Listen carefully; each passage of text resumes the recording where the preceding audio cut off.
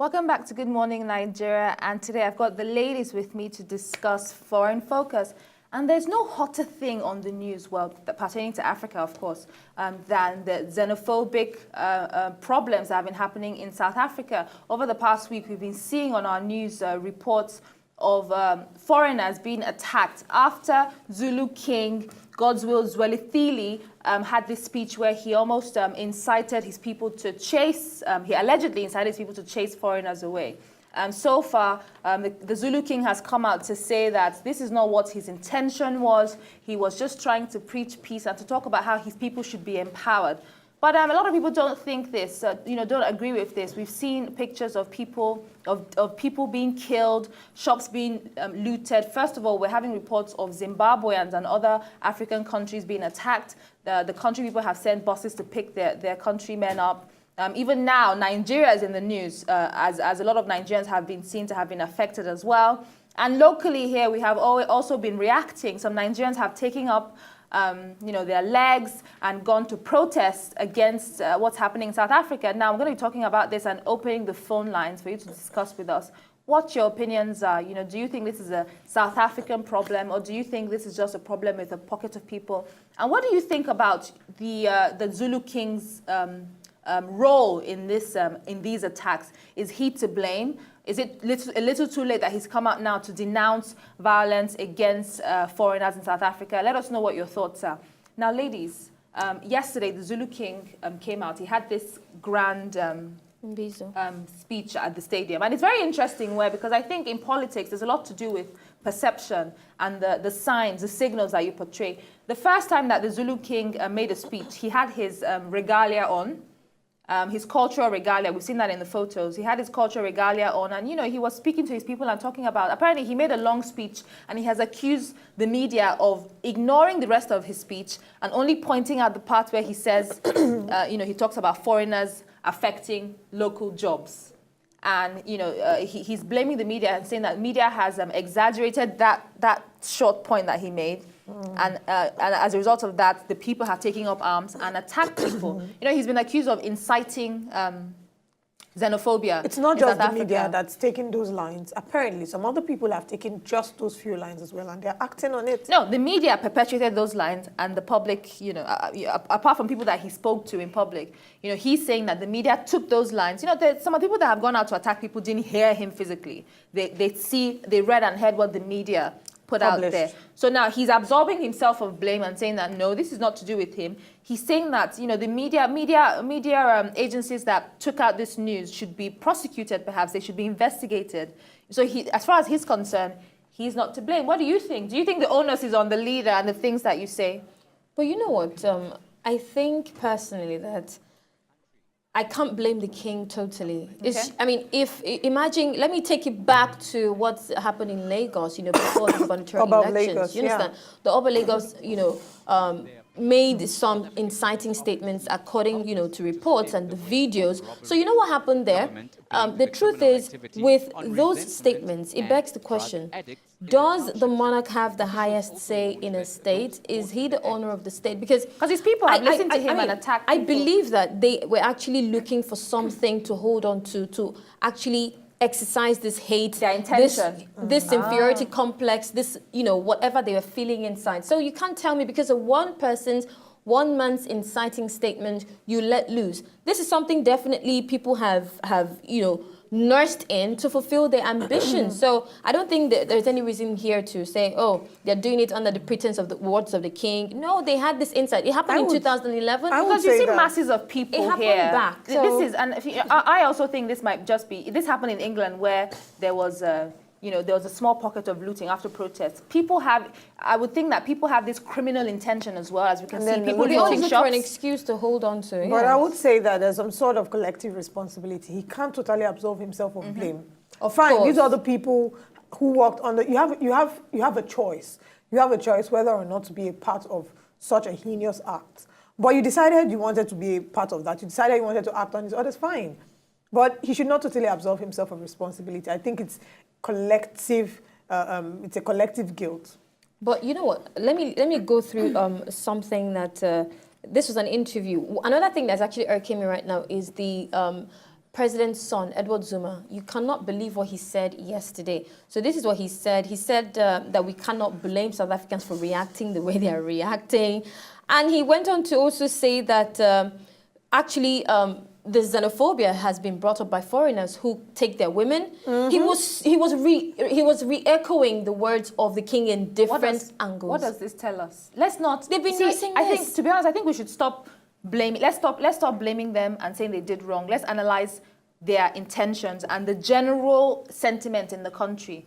Do you not see a sort of a trend here for someone like the president's son, who is actually a privileged South African? So he's not suffering the same way that the other South Africans are suffering. The ones that you see attacking people are the ones suffering. You would expect him to shut up. He's not suffering that, but he actually even has that sentiment. So this shows us that there's an underlining sentiment grooming in the country for their hatred against foreigners. He's not suffering. True. Nobody has taken his job. A Nigerian hasn't gone and taken his father's presidency. Why this is sad is because it's not just any foreigner. These are foreigners that share the same skin color as you, as yourself. So, darling, let me just read out what he said. He said, the South African Human Rights Commission can arrest me for my comments. It's fine. I am not just the president's son. I am a citizen of South. He was daring, very daring in his speech. And he went on to say that I'm not going to stop telling the truth. The government must stop running away from addressing this issue because here foreigners come and do as they please. They take our money. They take everything, illegally. What is illegally? Excuse me, if foreigners come to take your things, the smartest thing to do is go about burning houses, killing people. That's the smart thing to do. How does that make it right? You don't correct a wrong. Doesn't correct a wrong. There are legal measures by which you can address your fears, your doubts, your disagreements. You don't have to act like I'm sure. The late Nelson Mandela will be rolling his grave in pain. He'll be so upset. Something he fought for. Are you kidding? Let me quote what the Zulu King Godswill Zwelithili recently said. He was speaking to about 10,000 people in Durban. And Durban is the epicenter of this crisis. Of course, the xenophobic attacks also spread down to Johannesburg. Now, he said if he had given an order to kill foreigners, this country would be reduced to ashes. And of course, the country is sort of being reduced to ashes. Another thing to discuss is, it's very interesting that, because this is what in America they'll call black on black crime. So this is black on black, hate. Now, it's interesting because just last month or a few weeks ago, we were talking about how South Africa's reaction to imperialist figurines. So in the universities, they were protesting against the erection of white supremacists, imperialists like Cecil Rhodes and people of that nature. And we were in support of them. We're in support of them saying, if that's how they feel, if those statues inspire some kind of feeling of of being suppressed, perhaps the best thing will be sort of insecurity. Perhaps the best thing will be not to put those statues up. And now in this same region, we're seeing a case where they're worried about something that has happened in the past, and now they're exercising such hatred on fellow black people. So it's very interesting. I don't know the psychology behind it. Another thing that hurts me this morning is, reading down, I almost just did a backflip yesterday when I read Edward Zuma's statement. He said, you never know whether these are the people funding ISIS. Really? Are you kidding me? You are African, you are black, to make you worse. How? How do you make such a statement? You don't know if they're the ones funding. I get that he has a legit... Not from his statement. There are legitimate defenses for this, not this action, but maybe trying to curb immigration. Immigration, yes. America is doing it, EU is doing it, everyone is doing it. But hello, darling Zuma, Edward, that is so wrong a statement. No, that's sarcasm in the highest order. Excuse you, what you should have done is... maybe change your laws. Change your laws, make them, more stringent. And in all of this, I'm hearing he's come out to say that people misinterpreted him and he's urging South Africans to live in peace and everything. And just like royals do not apologize, he also did not apologize, neither did he take responsibility for his statement. This just reminds me of the same thing that happened here in Lagos, because I was expecting that there was going to be some sort of apology when we had the whole Oba of Lagos thing, but then someone said to me, no, kings don't apologize. So the whole kings don't apologize thing has been reflected here. But we would also say that South Africa, we're not the only ones who have benefited from them. They've also benefited immensely from us because they have large business establishments here in Nigeria. Imagine if foreigners actually were to evacuate South Africa. No, but they don't realize that they are moving out already, and it's very interesting because a lot of the people that we saw being attacked had shops. You know, we didn't see people that we didn't see contributing people, to the economy. To your economy. You decide to push them away. Let me quote. Like shutting down your economy. The king, the Zulu king says, "I call you all here today so we can start a real war." A real war which is needed now. The war I am referring to is to ensure that all foreign nationals in South Africa, regardless of which country they come from, are protected. So let us hope that in the same way that his comment has inspired such attacks as we can see in this video, they would also inspire them to stop attacking the foreigners. I'm quite happy that the foreigners are leaving. They should leave. But Nigerians, we're not living yet. Because if this happens now, it will happen again. The federal government was supposed to have started. Yes, but the ambassador to South Africa from Nigeria has said that it's too soon. Hello, it's too soon. People are dying. How too soon is life? And the Minister of Foreign Affairs, Obanikoro, has said in the papers, it's stated that he said, you know, the Nigerians who have suffered this should be compensated. But we're not sure how. You know, apparently there can be a criminal case filed against South Africa as a country.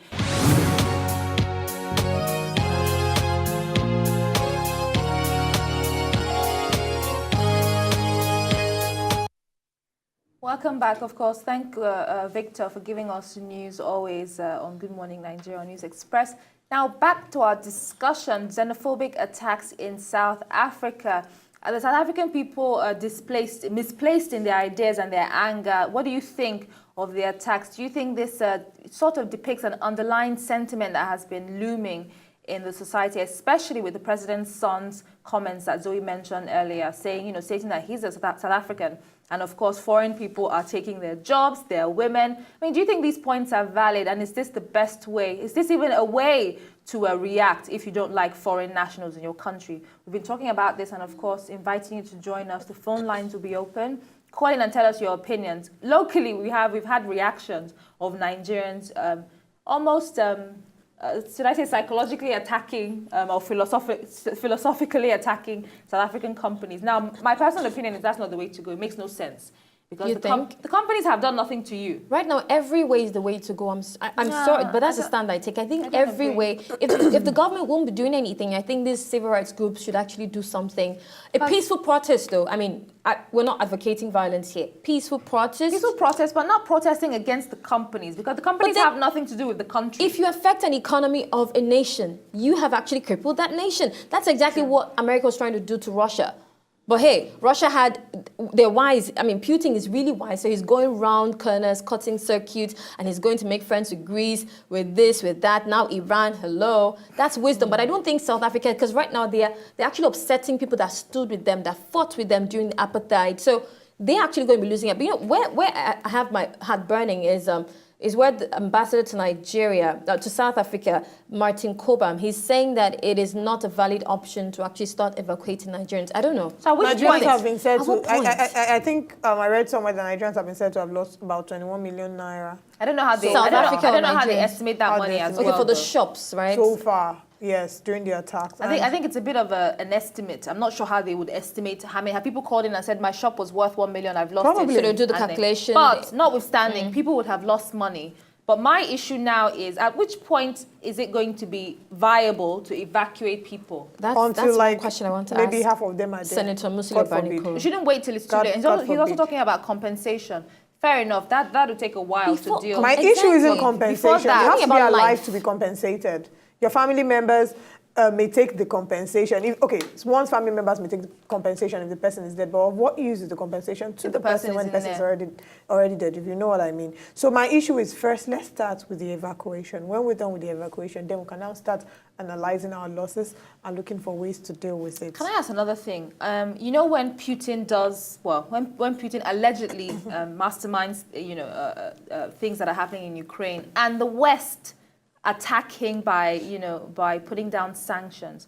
I haven't really heard of anything that the West is doing to South Africa to almost to encourage them to really stamp on. I can't imagine a country where something like this will happen and it takes a few days before they actually, fine, they've sent the police force outside to protect people, but why would this happen for more than 1 day is what I can't understand. Why wouldn't they set a curfew? So you expect to see the West involved in this? Since they like to get involved in everything, no, that's the thing. I mean, I believe there is a limit. I mean, we know how, the bilateral lines between EU, which Russia is part of, and then the Americas. So, I mean, we cannot actually use that same eye to look at Africa. We know that Africa, we've had this whole...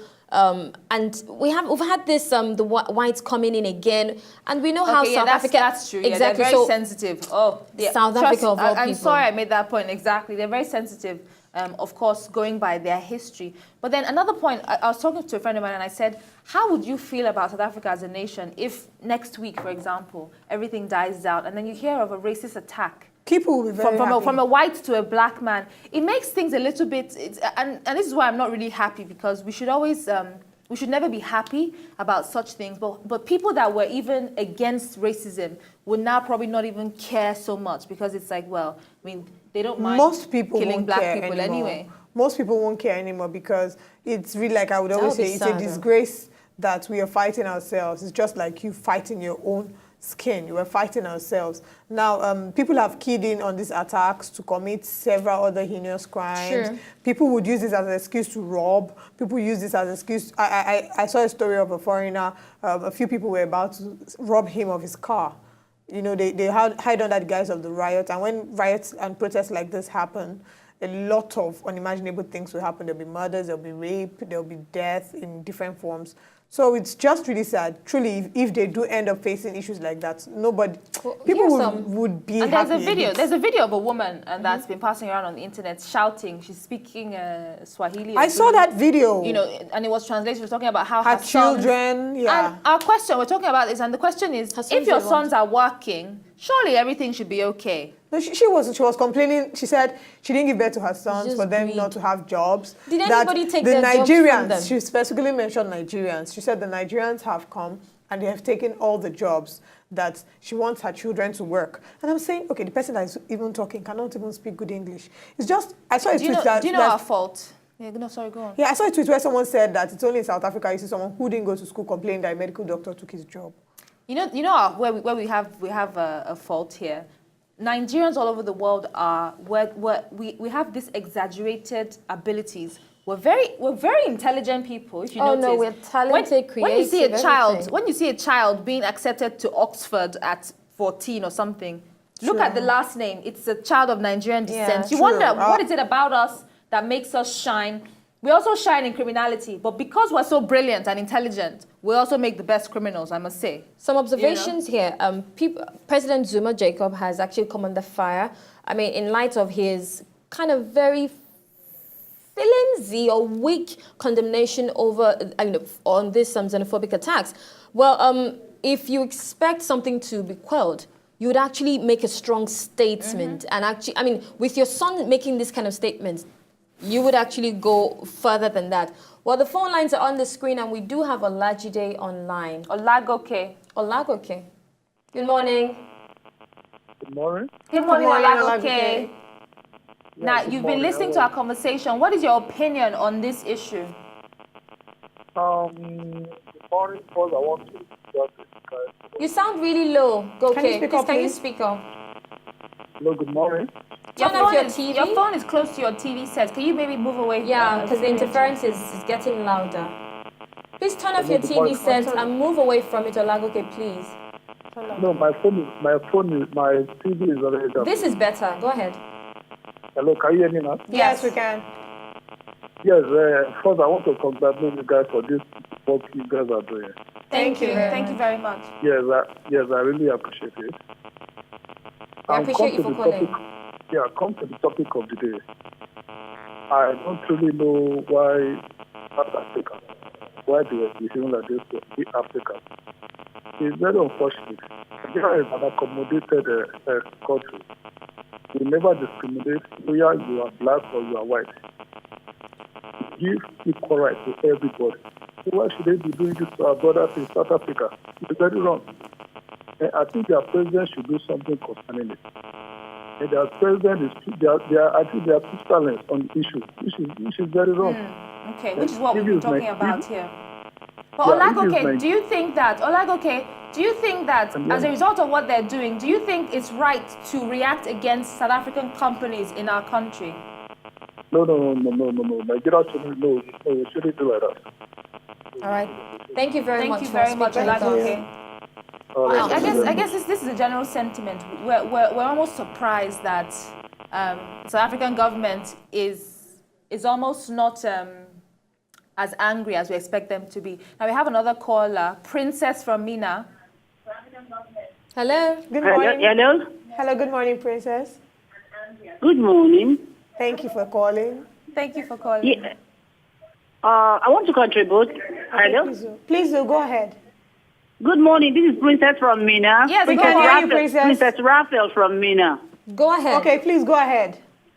Yes, I'm a princess, and I want to disagree with you that Monarchs. Mm-hmm. I want to disagree with you that kings don't apologize when they say something wrong to the public. They do You're a apologize. princess of There's where, nowhere. please? A princess There's of nowhere. where? Princess Raphael from Mina. Oh, Okay. Great. Go on. Princess Raphael from Mina. Go ahead. Okay. Yeah, I want to disagree with you that point of correction that kings don't apologize when they say something wrong to the public.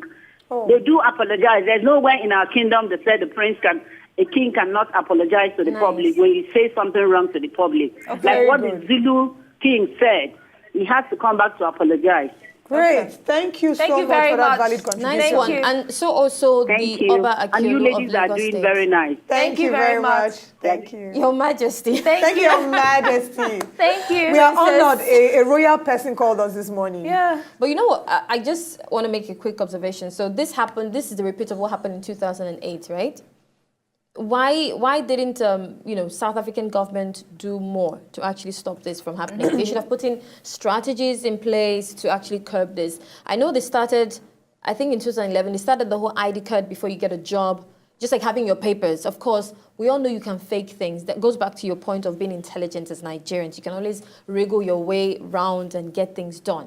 But I still think that South Africans could have done more. This took like 9 days before Jacob Zuma Came out and Came out spoke. I to think verbally condemn. Even the Zulu king, you can't say he still hasn't something- apologized though. You can't say, he's saying Exactly. that it's the he was media's fault. misconstrued. They're His statements defending were yourself. The same thing we misconstrued. put here in Lagos when we stop explaining, just apologize. But Liz, are we asking the right question? Or we are asking ourselves, why did it take them so long? Because it has taken them so long, can't we see, isn't it, you should accept what people give you. It's clear that this is how they feel. It's how the country feels. That's exactly what Victor was if saying. the president would react this way, his And son his would react in this like way. manner. This is how the country feels about foreigners. And we shouldn't be asking ourselves, why do they feel that way? That's how they feel. Basically, if I were to be a Nigerian living in South Africa, I wouldn't think that after they quelled this whole violence, I wouldn't still feel like I'm safe there. Because apparently, like you said, this is just the mindset of the people. And eventually, it may calm You have to down deal now, with but I it. feel like sooner or later, it may still resurface. Because that is their mindset. That is how they feel. That's how they would feel, yeah. never accept foreigners. And it's just sad because we're getting close to their anniversary for the elections held after their, I think on the 27th of appetite? April. It's going to be their anniversary against Everyone requesting for a apartheid. South Africa something week. Yeah, I know I saw something somewhere. But we can only hope for the best, can't we? Well, anyway, we're not going to South Africa anytime soon. Well, I was hoping No, I have a to. friend going Me too. tomorrow. Well, Okay, yeah, they said April 27th was when South Africa marked the anniversary of the first post-apartheid elections. It is very well. anyway, that's it on this discussion, and we thank our callers that shared in the conversation with us. We always enjoy having feedback from you on phone calls, Facebook, and Twitter. Of course, stay tuned for lots more. We have top story. We're going to be discussing, a lot more, the presidential agenda coming up, and of course, this issue of sanitation, banning movement, as a result of the sanitation in Lagos. It happens. I always thought it was Lagos. It's in Nigeria. It's in Nigeria. Yeah, there are Yes. different parts. So Yeah, so we're going to be talking about is, let us know how you feel about this. Do you want to be, having extra time to sleep in bed? I do. And so you can clean your house? Or I do you want do. to be able to move around and then we have no, legal sanitation day? Stay tuned to Good Morning Nigeria. I'll be right back.